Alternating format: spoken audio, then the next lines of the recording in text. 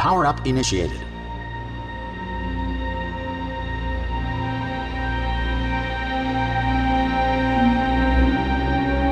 Oh, it's you. It's been a long time. This force is called voltage.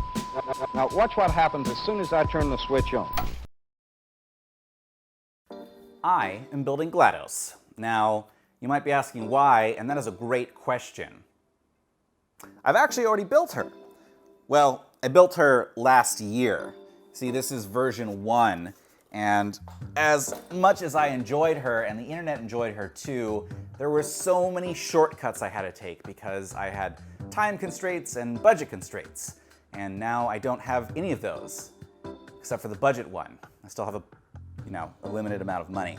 But I do have a lot of free time, and I'm super into animatronics now, and I want to take on something that's more challenging. And what's more challenging than everyone's favorite evil AI? Now, I decided to redesign her from scratch because that's obviously the most practical thing to do.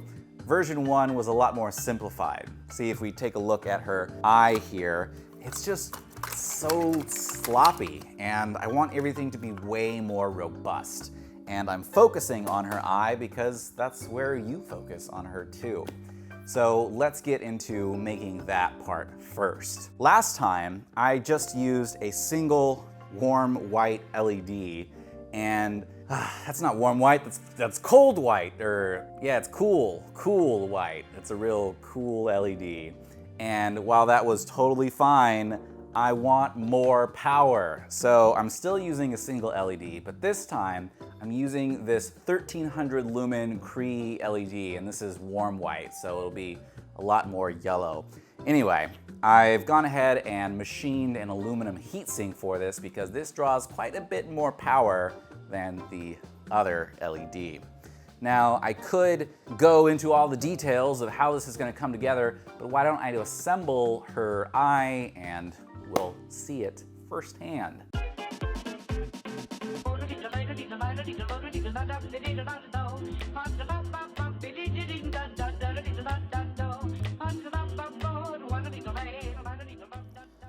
We were so close.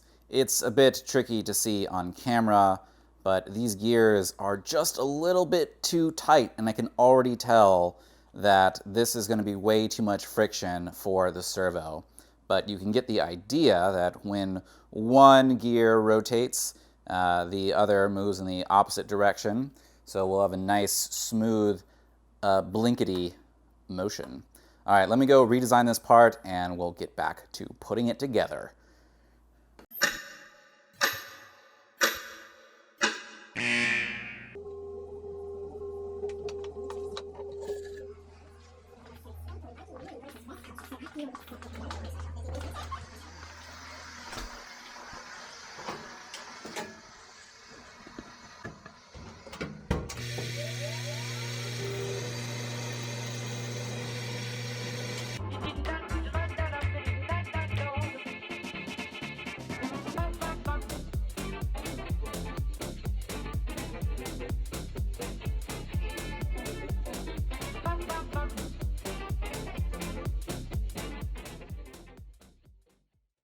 All right, her eye assembly is done. Let's power her up.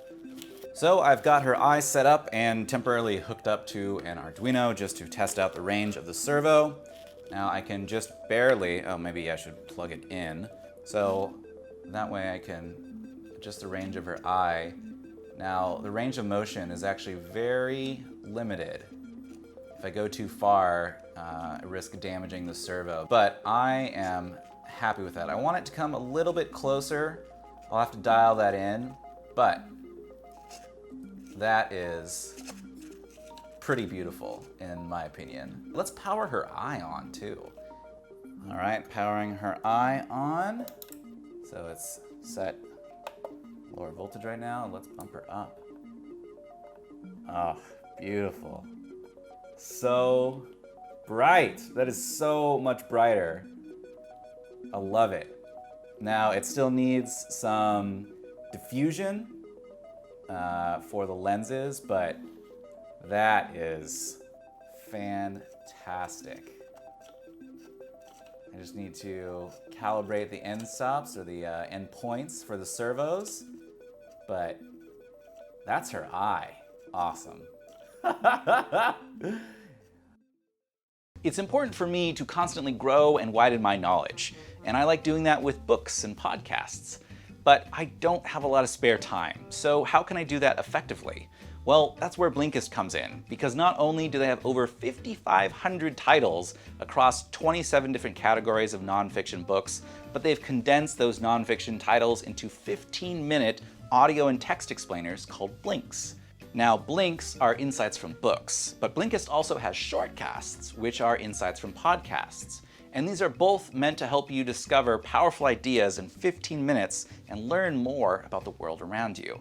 Now, the powerful idea that I needed was how to be more productive and just get things done. So it's no surprise that I really enjoyed the Blink, Get It Done, which has really helped me understand my thought process around productivity and, most importantly, how to be effective when the initial joy of a project has worn off and I just need to get stuff done. And if you want to share the insights that you gain with a friend, well, Blinkist has a new feature called Blinkist Connect, which allows every Blinkist premium plan to be shared by 2 different accounts. Best of all, it's no additional cost to you and it's free for the other person for as long as you're sharing it with them. So what are you waiting for? Start learning more about the world around you and share with your friends. But most importantly, use the link in the description so that you can get a 7-day free trial and 25% off an annual premium plan. Thanks again to Blinkist for sponsoring this video. I'm on a journey to build an animatronic version of GLaDOS as she appears in Portal 2. While I don't have a subterranean research facility yet, I'm going to start by building a scaled version of her head and working to add as much tech as possible. By the way, let me know what features you'd like to see her have in the comments below. I'm thinking computer vision and speech recognition for sure, but I want to hear your ideas. Last week, I made the core of her eye, so now she can blink and shine. Today's objective is to give her the ability to slide in and out as well as tilt up and down. Here's how. I modeled her newest mechanism in Fusion 360. Here's a cross-section view to get a better understanding. The slide mechanism consists of a pivoting block that holds 2 guide rods and space for some half-inch flanged oil-impregnated bronze bushings. A beefy servo arm perches on her eye carriage while still leaving room for the main support rod around which she tilts. Speaking of tilting, that mechanism is controlled by the same kind of beefy servo that connects to an aluminum plate mounted on the pivot block. While this is still what I consider a prototype, I want her to be strong, so her inner head panels are made out of 10th-inch aluminum plates that are held together by spacers made from tubing and some threaded rod. For now, I need her up on a platform for testing, so I smashed an aluminum tube into an old computer monitor stand. This will hold her until I can mount her on my wall. Let's power her up. I need an easy way to test her movements, so I breadboarded a quick circuit with potentiometers so I can play with her servos.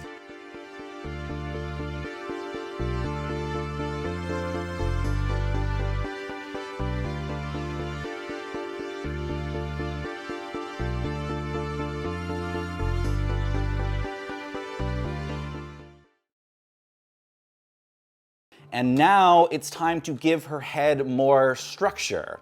And that includes these outer pieces, which don't mechanically do anything, but they're part of her design. These are only made out of plastic, styrene, and ABS, because they don't actually need to support much of anything, really just their own weight, and also these headband things, whatever those do. After that, I decided to move on to her ear pucks, which are very interesting.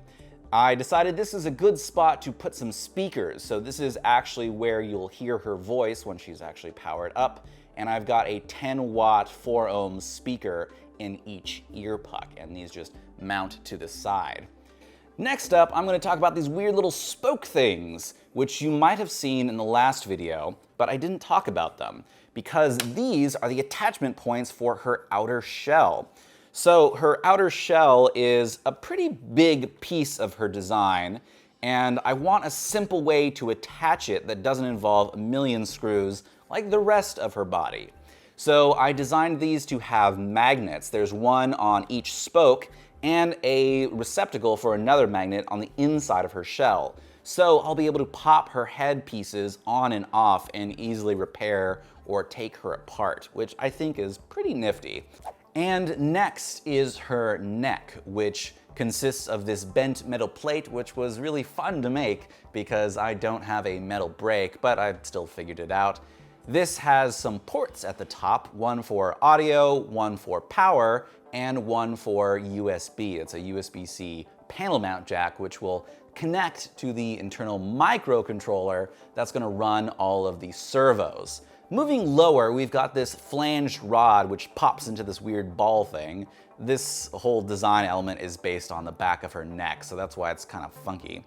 This attaches to a universal joint which allows everything to be flexible along 2 axes, which is just a really fun part for only like a few bucks. And this attaches to her neck assembly, which is so overly complicated, but once again, it's because I wanted it to look how it does in the game.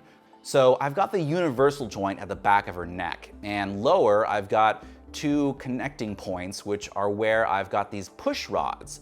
Now these push rods have rod ends so that I can tilt her at different angles, and these are driven by servos. This is a fun little nano servo you can pick up for a few bucks. It has, in theory, 1.8 kilograms-centimeters of torque at its maximum rated voltage of 6 volts, which means at 1 centimeter it should be able to lift 1.8 kilograms. Now, that's certainly not gonna cut it. So I picked up some of these. This is an ASMC servo, which in theory is a 180 kilogram-centimeter servo. And they're very, very beefy. And these are mounted via this bracket, which screws into the base plate, which mounts to the wall via this very well-engineered tube. This is just a temporary mount, as usual, because I haven't finished designing the wall mount. There's still a lot going on, and I think I might want to stuff all the electronics back there too, so that's gonna take me some time.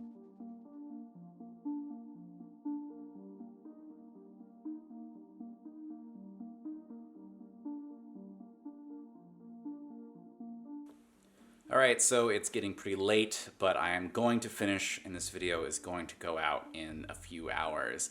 I'm going to start by testing out one of her motors, just in case something goes wrong, and then I'll try both at the same time. Here goes nothing.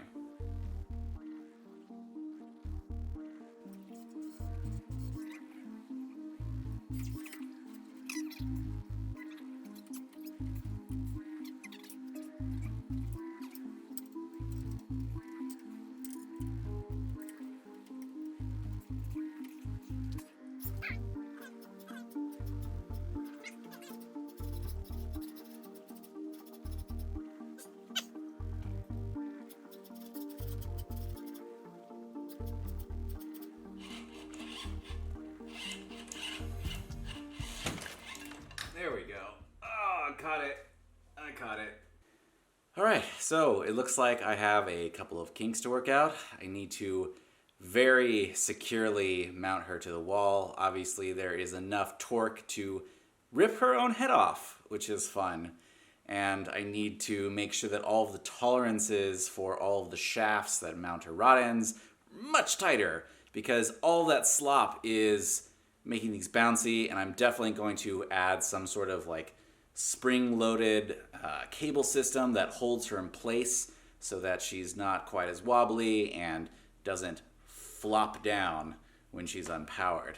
All right, I'll see you guys next video. Thanks for watching. You probably already know what an Amazon Echo device is, but if you don't already know who GLaDOS is, then I envy you.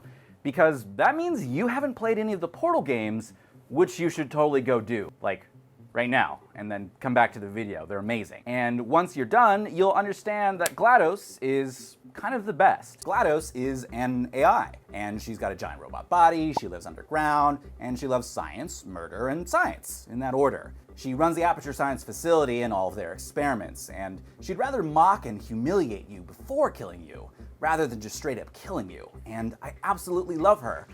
What does that say about me?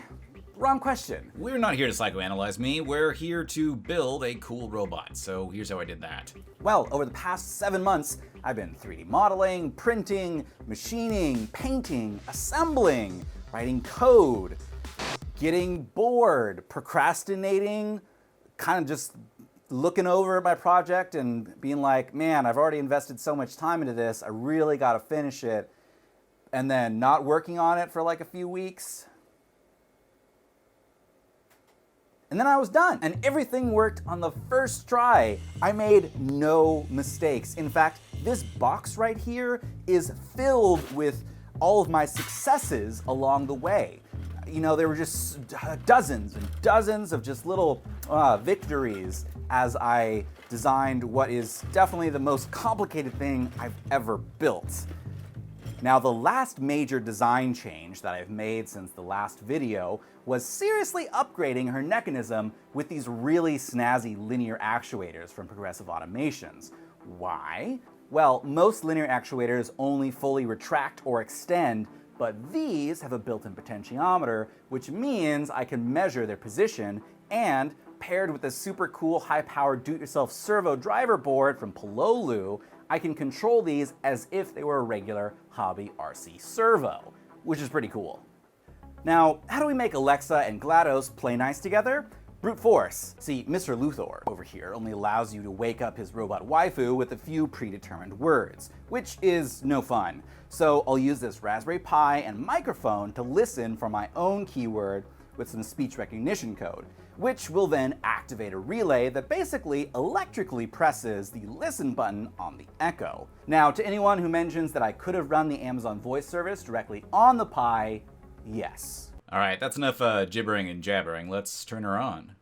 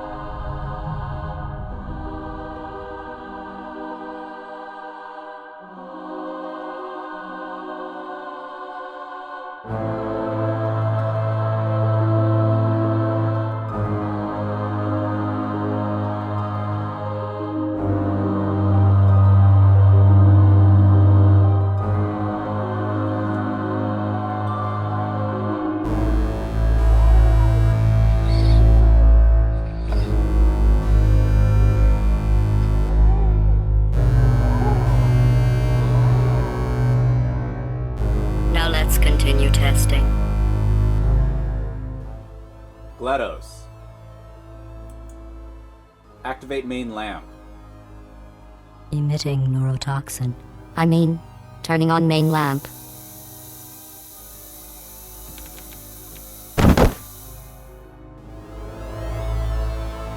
The Enrichment Center would like to remind you that liking and subscribing will be rewarded with immediate baked confections. However, if you do not comply with this request, you will be recycled in order to make the jelly filling of said confections.